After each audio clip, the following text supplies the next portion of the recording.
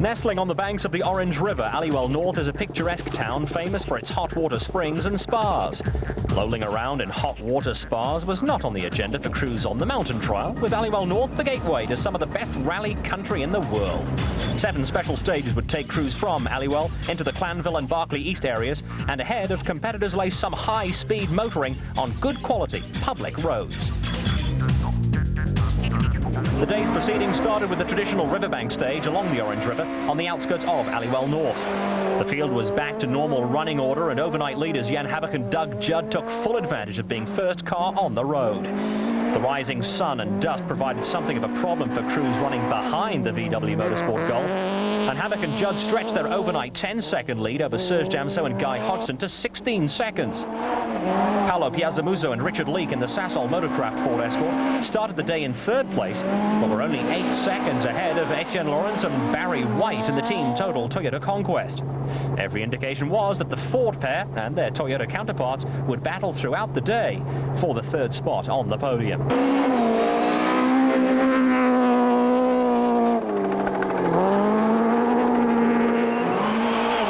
Day 2 saw Chart van der Walt and Cindy Harding comfortably at the head of the Class A7 in the Riex Towing Golf, but they also had a battle on their hands. The perennial Class A7 champions had Jürgen Fecken and Dave Lukowitz on their tails, and this was another battle that was going to need watching throughout the day. Enzo Kuhn and Steve Krobler in the top car BMW with a Class S20 Thorn in Group A and Group N Flash, and although not eligible for national championship points, they were potentially top 5 candidates. Kuhn was relishing being back in action, but you can bet he wasn't pointing out tourist attractions during this little interaction between driver and co-driver. Former Spanish water ski champion Fernando Rueda, now resident in Cape Town, and Jill Tolton were firmly in the top 10, with the ex-factory Daewoo Lanos ideally suited to the ultra-quick conditions that lay ahead in the Clanville and Barclay East area. Jean-Pierre Damso and Pierre Aris were still battling to come to terms with the new team total Toyota Corolla, and they also had to watch their backs. Just 8 seconds behind them at the start of the day were Cully van der Merwe and Andre Vermeulen, who settled down admirably in the ex-Fecken Lukowitz Toyota Conquest. A marvellous landscape on the long 41-kilometre Clanville special stage, but this was where the mountain trial got down to serious business, and crews started to earn their keep. Easy left, open hip and left, yeah. Into fast right, 100. Rally leaders Jan Habak and Douglas Judd at work in the VW Motorsport Golf, with co-driver Judd working off pace notes prepared prior to the event by the organisers. It was on these long special stages that the fight between the factory VW crew and the works pair of Serge Damso and Guy Hodgson in the Castrol Toyota Conquest would be decided. A characteristic of the high-speed mountain trial stages are the sheer drops, normally on the co-driver's side of the car, and this is where crews have to gird their loins and take a deep breath. Damso and Hodgson pulled back 4 seconds on Habak and Judd on this stage to cut the deficit to 12 seconds. Jürgen Fecken and Dave Lukowitz in the Dunair Toyota Corolla were also quick out of the starting blocks on day 2. They picked up 12 seconds on Chart van der Walt and Cindy Harding on the first special stage, and another 22 seconds here saw the pair move firmly into 5th place overall. Group N leaders Hannes Krobler and Nick Hatton were motoring along without a care in the world, while Class N2 contenders Diffie Moreira and Donny Duval in the Toyota Corolla were intent on making up time on class leaders Dean Saunders and Graham Hooper and the Cubis Rosenil Ferrari combination. The Group N category is for standard vehicles with modifications mostly safety orientated, and the Class N2 and N3 vehicles are very quick motor cars. For all that, the difference between the top Group N cars and the highly modified Class A8 cars is vast. The likes of Habak and Damso completed the 41-kilometre Clanville stage in just over 21 minutes, but the faster Group N crews were around 2 minutes slower. A lone spectator stood sentinel as Adrian Karth and Rickers Ferrari went past and, like a true enthusiast, found a novel way of keeping track of the field. Dolph Coetzee and Mario Swart were still running strongly in an aging Toyota Conquest, while down in Class N1, Alan Worms and Brendan Noonan in the team total Opel Corsa picked up 9 seconds on championship leaders Rodney Fasaki and Caroline Simmer in the team total Toyota Taz.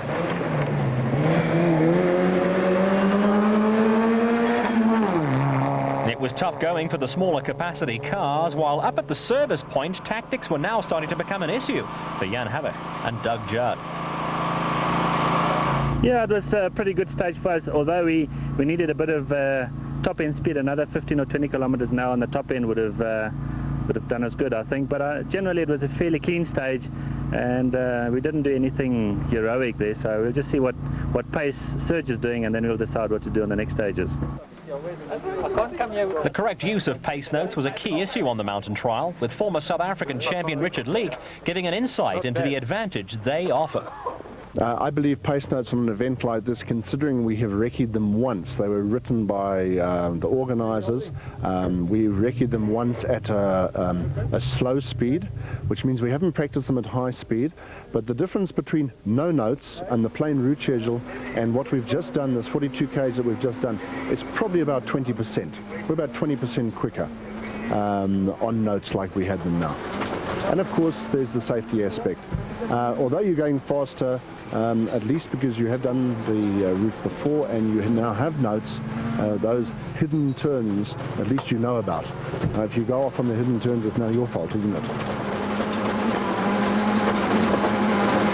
More spectacular scenery and matters were starting to look up for Etienne Lawrence and Barry White. A blistering previous special stage where they matched the time set by Damso and Hodgson had lifted them clear of Piazza Musso and Leek, and they were now a solid third. Enzo Kuhn was finding the rear-wheel drive top car BMW a handful on the tighter sections, and while starting to gradually lose ground, was still enjoying himself.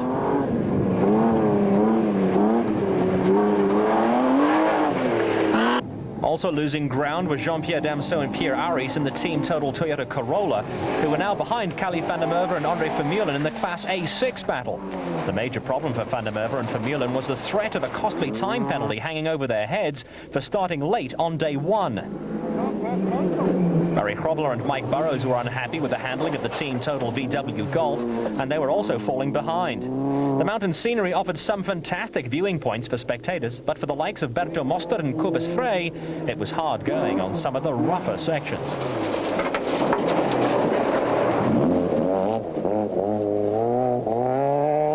One crew on the move on day two were Tony Ball and Marty Oliveira in the Bulwer Park VW Golf. They started the day down in 14th place, but were now into the top 10. Fellow KwaZulu-Natal crew Cliff Blackman and Johan Klaassen were fighting to stay in touch with Group N and Class N3 leaders Hannes Krobler and Nick Haddon, with Cobus Rus and Neil Ferree playing much the same game in the fight between the Toyota Corolla crews in Class N2. Eastern Cape crew Keith Coleman and Uwe Koch were running fourth in Class A7 and going steadily, as were Gijs Klein and Johan Barnard in the team total VW Golf.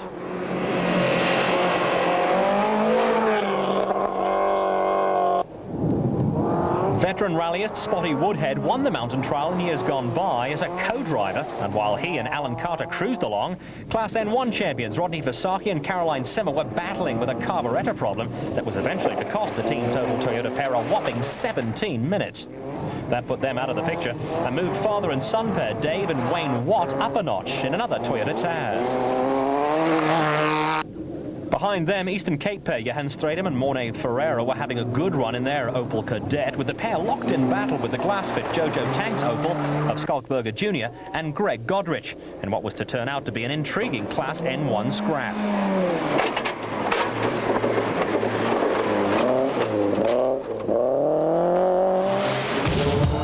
Imposing church buildings dominate many small South African towns, and at the service point in Berkeley East, Fernando Rueda was philosophical over what had turned out to be a disappointing morning for the Daewoo Lanos team. Yesterday was going quite well. This morning we've had a puncture on the long stage, 15K from the end, and we lost 3 minutes, which, as you know, in a rally it's a lifetime. And then this last stage was quite tricky, so we didn't do particularly well, but you know, the rally's still young. We've got a long way to go, and the car is getting better all the time. A little hiccup too for Class N1 contenders Alan Worms and Brendan Noonan, who got to the service point ahead of their service van, which was in need of more attention than the car after incurring a puncture on the rough roads. The home stretch with rally leaders Jan Havik and Doug Judd still holding a 12-second lead over Serge Damso and Guy Hodgson. Narrow bridge is slow right and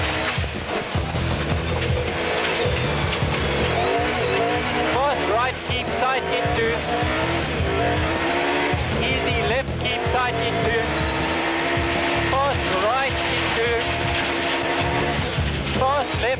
tight, open.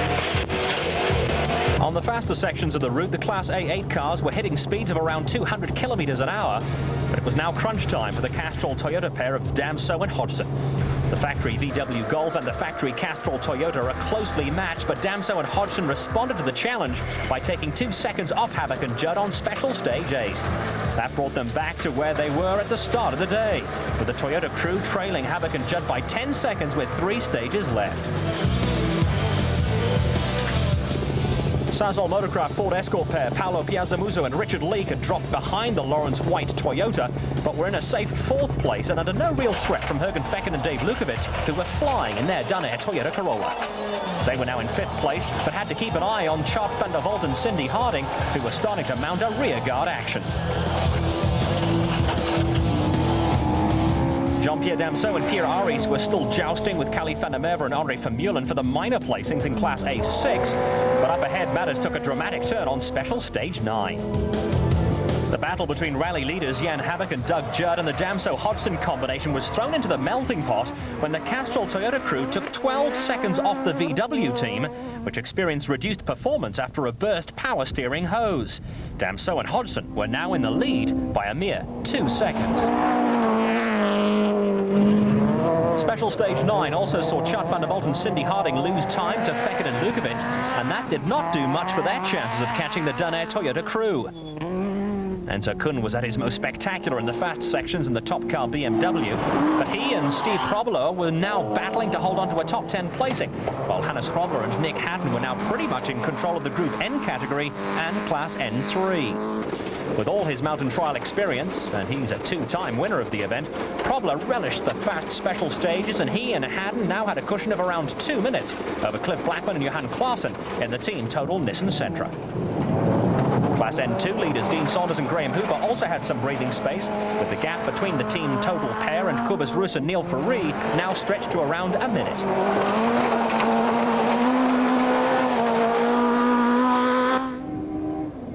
The penultimate special stage, and Jan Havoc and Douglas Judd threw caution to the wind in their effort to retake the lead. We tried absolutely as fast as the car could go and as fast as we could stay on the road. That's what we tried, and well, that was 101%, and we can't do more than that. 400. After losing the lead to Castrol Toyota pair Serge Damso and Guy Hodgson in the previous stage, a superhuman effort saw Havoc and Judd hit back to win stage 10 by 9 seconds. That put them 7 seconds in the lead with 1 stage to go, with a nail-biting finale now a fait accompli. Etienne Lawrence and Barry White were barreling along after a puncture that cost them precious minutes, but behind them there were problems for Fernando Rueda and Jill Tarleton, who were overtaken at high speed by Enzo Kuhn and Steve Probler. But the drama was not yet over, and at the end of the special stage there was heartbreak for Lawrence after losing out on what would have been a podium finish.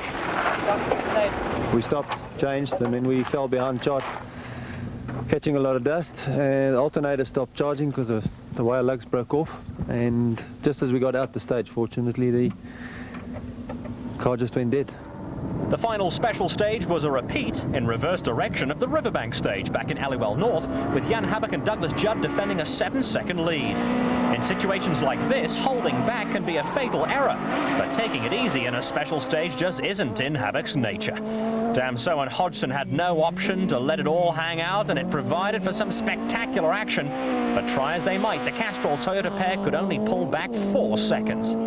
Paolo Piazzamuso and Richard Leake now found themselves third in the Sasol Motorcraft Ford Escort, following the Lawrence White heartbreak. But in rallying, you take podium finishes any way they come. A late charge from Chart van der Walt and Cindy Harding came to naught when they finished 12 seconds adrift of Jürgen Fecken and Dave Lukovic, who were hugely impressive first time out in the new Dunare Toyota Corolla. More mountain trial success for Hannes Hrobler, who added the Group N and Class N3 wins to his 2 overall victories on the event, while Tony Ball and Marty Olivier put the finishing touches to a day 2 charge that saw them move from 14th to 8th overall in the Bulwer Park VW Golf. Victory in Class N2 saw team total pair Dean Saunders and Graham Hooper tighten their hold on the overall Group N championship. While in Class N1, late drama when Scott Berger and Greg Godrich were excluded from the results to give Johan Stratum and Morne Ferreira victory over Alan Worms and Brendan Noonan. A good 9th place for the top car BMW pair of Enzo Kuhn and Steve Krobelaar, while JP Damso and Pierre Ari sneaked into the top 10 when Callie van der Merwe and Andre Vermeulen picked up a penalty for a day 1 indiscretion. The traditional bubbly on the podium with Jan Havok and Doug Judd now 14 points ahead of Serge Damso and Guy Hodgson in the championship.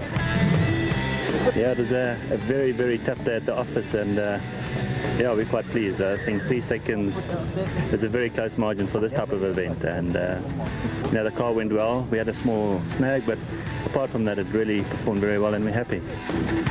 So close and yet so far for Castrol Toyota pair Serge Damso and Guy Hodgson, and a welcome visit to the podium for Paolo Piazzamuso and Richard Leake in the Sasol Motorcraft Ford Escort. And for the ever jovial Hannes Krobelaar and Nick Haddon, the Group N victory meant a 3rd visit to the podium this season. The guys caught us sleeping on the first stage this morning on the long stage, but we checked out the pace notes and see if it works, and after we got confidence we started sending it, and it went very well for us. We won the Group N, and we've given a few other big guys hiding as well.